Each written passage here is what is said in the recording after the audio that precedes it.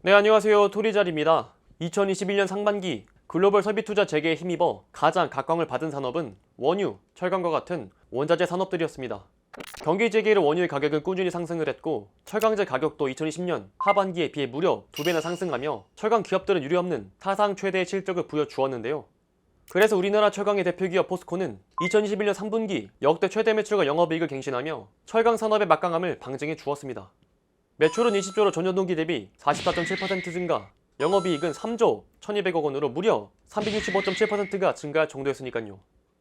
물론 방금 말씀드린 실적은 연결 기준이기 때문에 포스코 인터내셔널, 건설, 에너지, 케미칼 등 자회사들의 실적이 포함된 것이기도 한데요. 하지만 포스코의 전체 실적에서 철강이 차지하는 비중은 60%에 달하기 때문에 현재 포스코의 실적 호조에는 당연히 철강이 한몫했다라고 볼 수가 있습니다.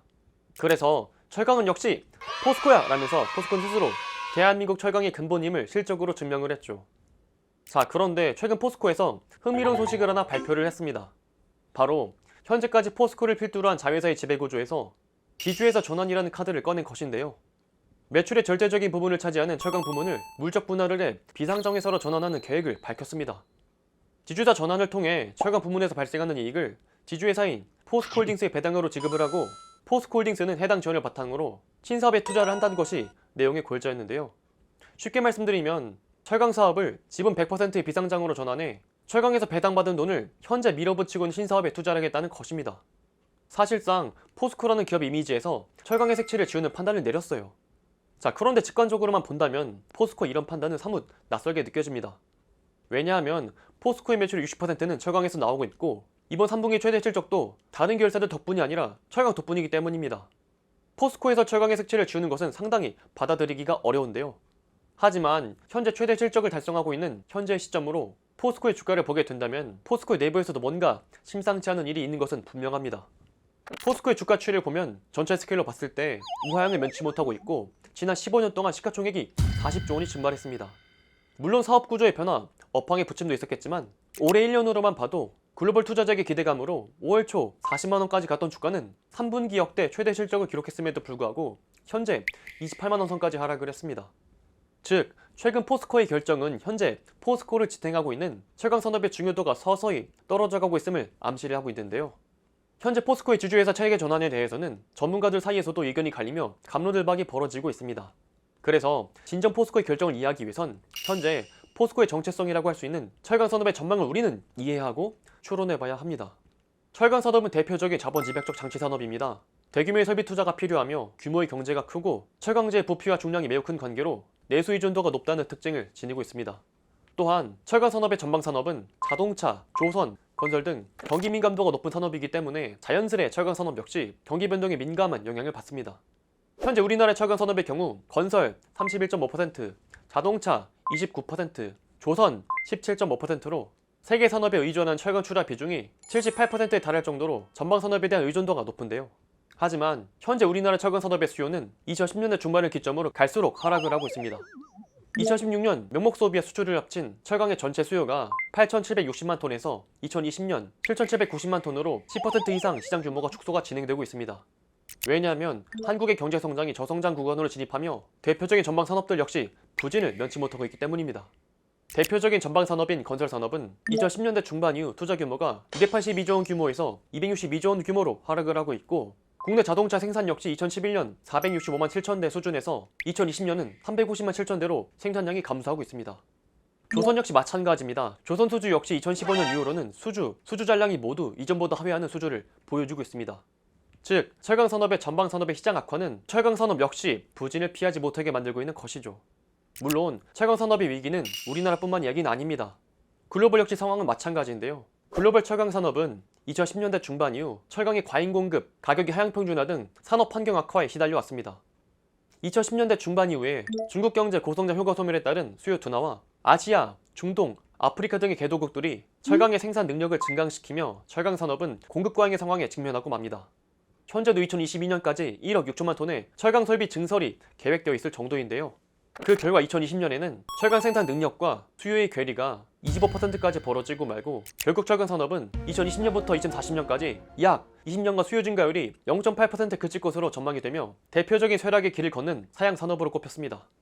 그나마 2021년은 코로나로 막혀왔던 글로벌 설비 투자 재개로 철강업계에는 유례없는 반짝 실적을 맞이할 수 있었지만 철강 산업의 본질을 본다면 2015년부터 2020년까지 횡보 수준을 유지하며 철강 산업은 수익성 악화를 겪은 대표적인 산업이었죠.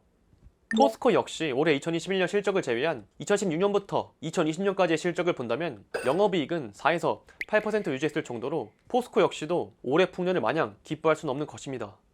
즉 2021년 사상 최대 실적을 기록하고 있는 포스코이지만 기업의 미래와 지속가능 경영을 고려할 때 철강산업 이외에 기업 가치 영속시킬 수 있는 새로운 신성장 동력이 필요한 상황에 직면한 것입니다. 그래서 이번 지주사 체제 전환에 저희는 현재 매몰되어 있는 철강산업의 포트폴리오에서 미래 신성장 사업으로 기업의 DNA를 변화시켜야만 하는 필연적인 상황에 마주했다는 것입니다. 자, 그렇다면은 이렇게 포스코가 처한 상황을 알았으니 포스코가 대체 어떤 사업으로 기업의 이미지를 쇄신하려는지 살펴봐야겠죠? 우선 포스코가 지주체제 전환을 발표하며 선언한 핵심 사업은 총 7개입니다. 철강, 2차전지 소재, 리튬니켈, 수소, 에너지, 건축인프라, 식량인데요. 이 중 포스코가 진행 중인 사업 몇 가지를 꼽아 본다면 현재 포스코가 얼마나 많이 철강에서 미래 신성장 사업으로 기업의 DNA를 바꾸고 싶어 하는지 알 수가 있는데요. 첫 번째는 바로 2차전지 부문입니다. 포스코는 배터리 소재 부문 확장을 통해 철강의 이미지를 벗어 던지려는 노력을 하고 있습니다. 포스코는 현재 양극재, 음극재 생산 능력 700만 5천 톤에서 2030년까지 68만 톤으로 확대를 하고 선도기술 확보를 통해 글로벌 배터리 소재 기업으로 도약한다고 밝혔습니다. 그런데 여기서 더욱더 주목할 만한 점은 꿈의 배터리, 전고체 배터리 부문도 진출했다는 것인데요. 포스코는 전고체 배터리 합작사를 설립을 통해 전고체 배터리의 소재 부문에서도 사업 다각화를 진행하고 있습니다.